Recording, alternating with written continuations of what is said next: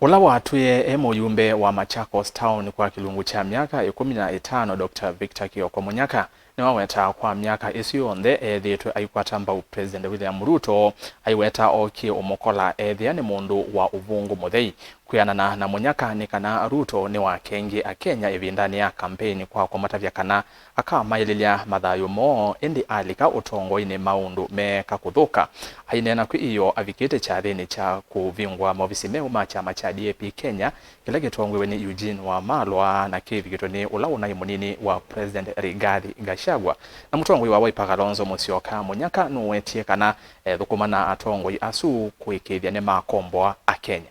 Unfortunately, I've been a supporter of William Samoei Ruto for those 15 years. But wakati tulikuwa tuna campaign, alikuwa anadanganya wananchi mambo ya bottom up. Kumbe ilienda chini ikawa bottom down. Bottom down. Yani up down or bottom down? Bottom down. Chini zaidi. Chini zaidi.